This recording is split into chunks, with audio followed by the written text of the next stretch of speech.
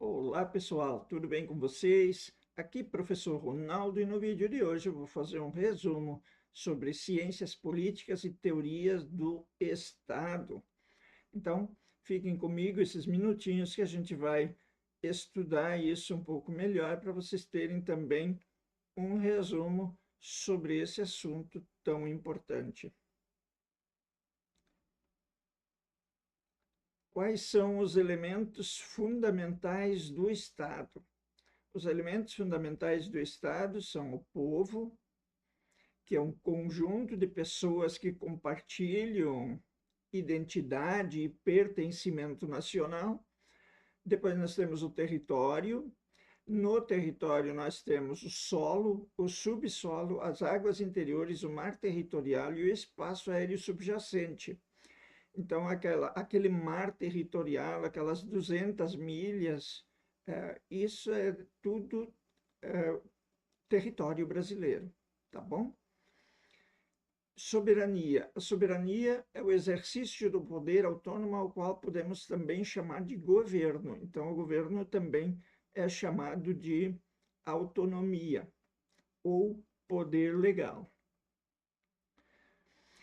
Agora, falando um pouquinho sobre a solidificação, sobre o fortalecimento do Estado português, como o Estado português conseguiu se estabelecer.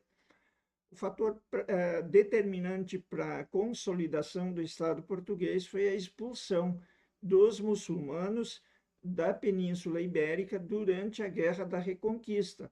Então, esse é um fator determinante da consolidação do Estado português. Agora um pouco sobre Aristóteles. O Aristóteles escreveu um livro chamado A Política, e nesse livro, A Política, ele defende que o homem é um ser político por natureza e que a corrupção é o efeito natural do tempo no governo. Então, quanto mais tempo um governante fica no poder, maior é a tendência de que haja corrupção no governo. Agora um pouco sobre liberalismo.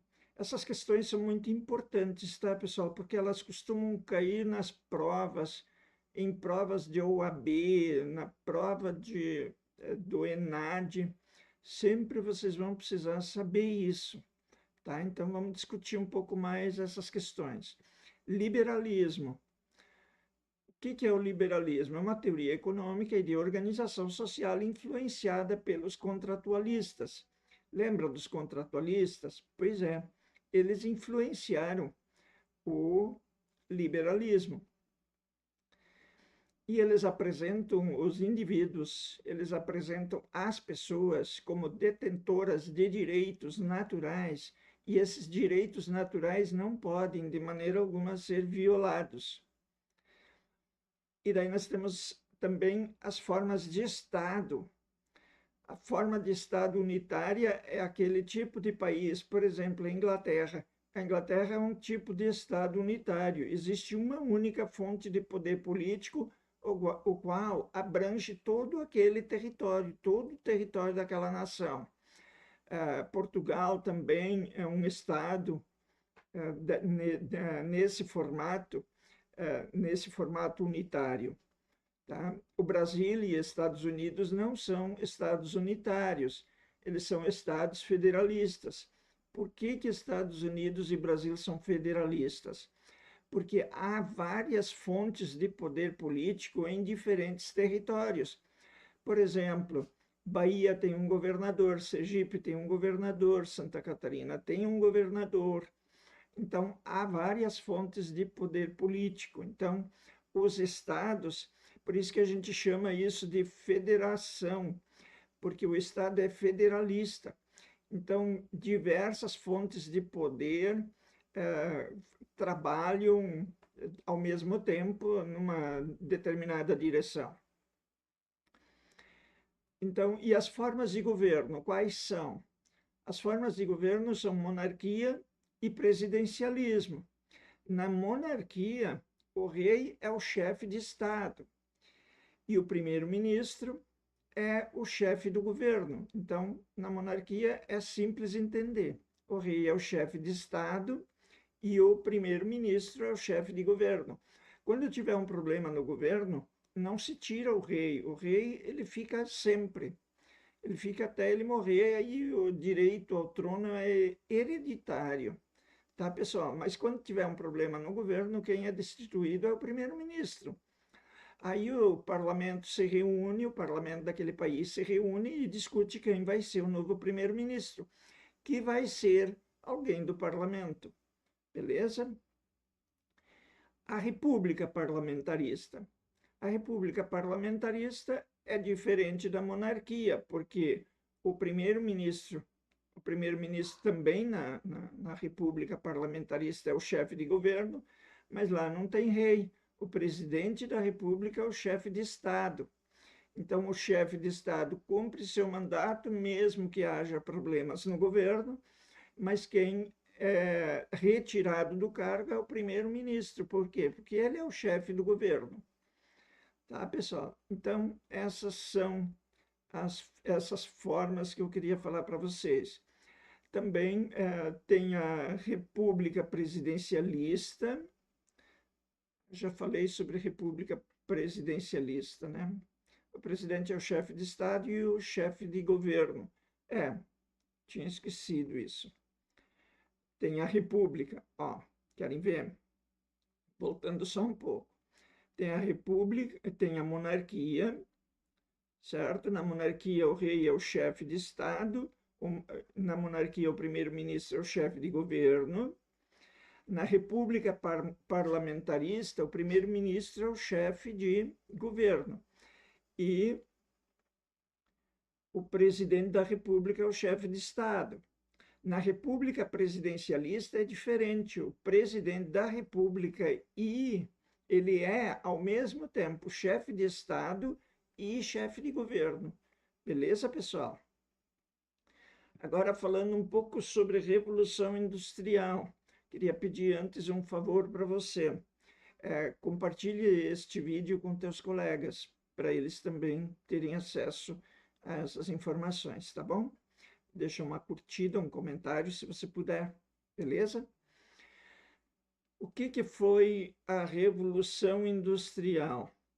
A Revolução Industrial foi um fenômeno econômico e social que condicionou o nacionalismo a um planejamento racionalizado e centralizado da atividade econômico-social.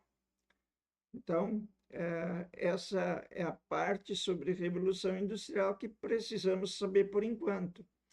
É claro que em outras provas, em outros eventos, pode ser cobrado que a Revolução Industrial foi um fenômeno que aconteceu em duas fases, em vários eventos, né? A fase do ferro e do carvão, depois vem a fase da energia elétrica e do aço, mas, por enquanto, a gente precisa se concentrar de que a Revolução Industrial condicionou o nacionalismo a um planejamento racionalizado e centralizado da atividade social e econômica.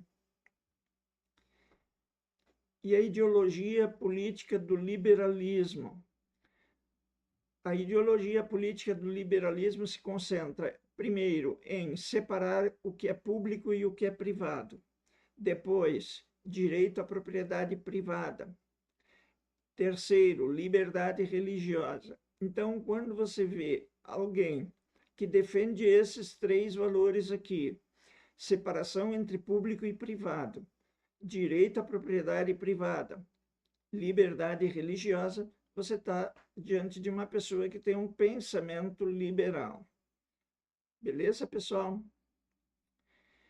E o que são direitos fundamentais? Direitos fundamentais são um conjunto de direitos e garantias que o ser humano tem, que tem a finalidade de garantir a sua dignidade e proteger essas pessoas do poder do Estado. Então, o Estado tem poder, mas as liberdades individuais protegem as pessoas contra o uso excessivo do poder do Estado. e também para garantir que as pessoas, que o povo daquela nação tenha condições mínimas de vida e de desenvolvimento. E também temos o ativismo judicial. O que é o ativismo judicial? É a adoção do neoconstitucionalismo, e isso provoca diversas mudanças na organização da estrutura do Estado. Por exemplo, se na Constituição diz que todas as pessoas têm direito à saúde, se a pessoa não for atendida por um hospital público, ela vai acionar a justiça, ela vai acionar o Poder Judiciário para obter uma reparação do seu direito.